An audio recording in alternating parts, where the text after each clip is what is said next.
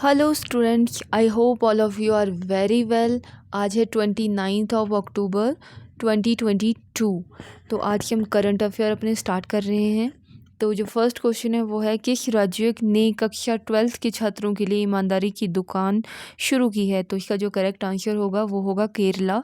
केरला के एर्नाकुलम ज़िले में स्टूडेंट्स को ईमानदारी का पाठ पढ़ाने के लिए एक खास पहल की शुरुआत की गई है।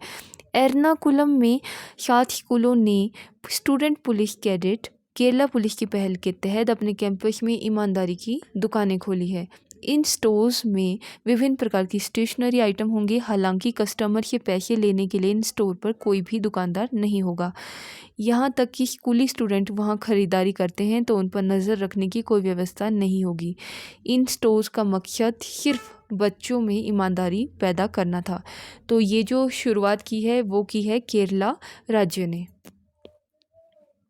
नेक्स्ट है international animation day. I hope आपको एनिमेशन के बारे में कुछ तो पता ही होगा। जो आजकल की जनरेशन है वो एनिमेशन को बहुत अच्छे से जानती है। तो 2D 3D animation, motion graphic animation, इसके बारे में आपने कहीं ना कहीं तो कभी ना कभी तो पढ़ा ही होगा। आजकल टीवी में भी बहुत सारे नॉलेजेबल चीज़ें एनिमेशन के थ्रू पोर्ट्रे किए जाते हैं। आजकल तो मूवीज़ भी एनिमेशन के थ्रू बन रही है, जो कि बच्चों में बहुत ज़्यादा नॉलेज प्रोवाइड करती है। तो इंटरनेशनल एनिमेशन डे जो मनाया जाता है वो मनाया जाता है 28 अक्टूबर को। हर साल 28 अक्टूबर को दुनिया भर में इंटरनेशनल एनिमेशन डे के तौर पर मनाया जाता है। कमर्शियल थिएटर से शुरू होने वाले एनिमेशन आज 3D और स्पेशल इफ़ेक्ट्स के साथ बड़े पर्दे पर पहुंच चुका है। नेक्स्ट है, कितने बिलियन डॉलर में ट्विटर को ख़रीदा गया था? तो ये ख़रीदा था एलन मस्क ने। ये ख़रीदा था 44 बिलियन डॉलर में पूरे ट्विटर को ख़रीदा था। नेक्स्ट है उत्तराखंड के औली। उत्तराखंड में एक डिस्ट्रिक्ट है, उसका नाम है औली। उत्तराखंड के औली में होगा भारत अमेरिकी युद्धाभ्यास। चीन को करेंगे खबरदार। चीन को लद्दाख में घुसपैठ व विस्तारवादी मंसूबों से खबरदार करने के लिए भारत व अमेरिकी फ़ौज उत्तराखंड के औली और बंगाल की खाड़ी में संयुक्त युद्धाभ्यास ज्वाइंट एक्सरसाइज करने जा रहा है। भारत और अमेरिकी 15 नवंबर से 2 दिसंबर तक ये एक्सरसाइज करेंगे। नेक्स्ट है, हाल ही में किस राज्य के मुख्यमंत्री ने किसानों के लिए कृषि क्रेडिट पोर्टल लॉन्च किया है? किसानों के लिए कृषि क्रेडिट पोर्टल जो लॉन्च किया है वो किया है उड़ीसा के मुख्यमंत्री ने। नेक्स्ट है, हाल ही में भारत और किस देश के नौसेना के बीच सिम्बेक्स अभ्यास हुआ? तो ये हुआ था भारत और सिंगापुर के बीच। जो सिम्बेक्स अभ्यास जो इस बार हुआ था वो हुआ था जो भारत के आज़ादी की 75th वर्षगांठ जो थी, 75वीं वर्षगांठ के समारोह के दौरान किया गया था।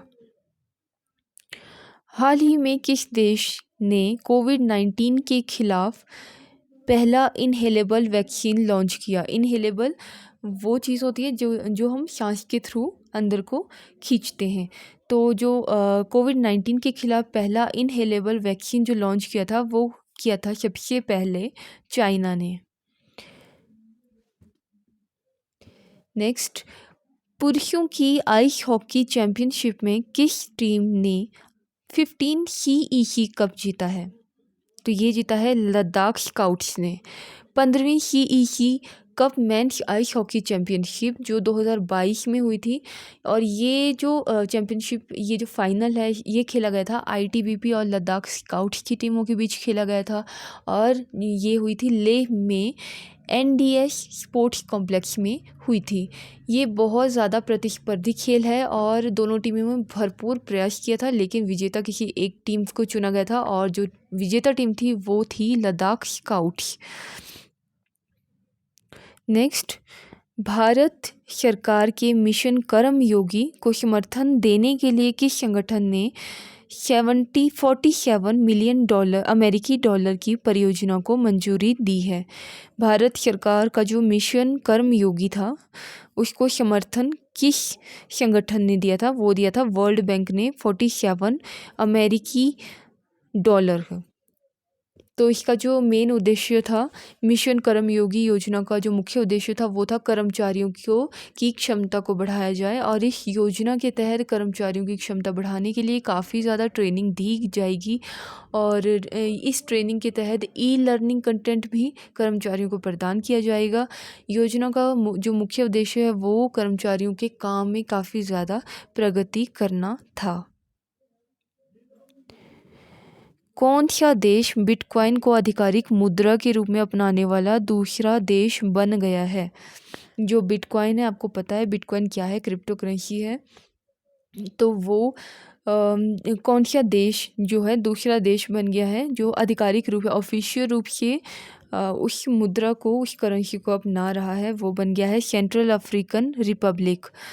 दुनिया में सबसे पहले एल सल्वाडोर ने बिटकॉइन को अपनी आर्टिफिशियल करेंसी बताया। अब इस कतार में अफ्रीका का एक देश शामिल हो गया है। जी हाँ, हम बात कर रहे हैं सेंट्रल अफ्रीकन रिपब्लिक नामक एक देश की, जो कि अफ्रीका से संबंध रखता है, और इस देश ने आधिकारिक रूप से बिटकॉइन को करेंसी मान लिया है। नोबेल पुरस्कार किन की याद में हर साल दिया जाता है? तो जो नोबेल पुरस्कार है वो दिया जाता है अल्फ्रेड नोबेल की याद में हर साल नोबेल पुरस्कार प्रदान किया जाता है। ये एक प्रेस्टिजियस अवार्ड है। हिमाचल प्रदेश के किस समुदाय को अनुसूचित जनजाति का दर्जा दिया गया है? हिमाचल प्रदेश के हाटी समुदाय के लोगों को जो अनुसूचित जनजाति का दर्जा दिया गया है। हाटी समुदाय के लोग कहाँ से संबंध रखते हैं? ये लोग संबंध रखते हैं सिरमौर से, और ये काफ़ी टाइम से जो है अनुसूचित जनजाति में आने के लिए ये लड़ाई लड़ रहे थे, और इस बार हिमाचल सरकार ने इनको अनुसूचित जनजाति का दर्जा दे दिया है। Thanks for watching. आपको मेरी ये वीडियो कैसी लगी आप मुझे नीचे कमेंट सेक्शन में लिख के ज़रूर बताएं। मेरे चैनल को लाइक, शेयर, सब्सक्राइब और कमेंट करना बिल्कुल भी ना भूलें। Thank you.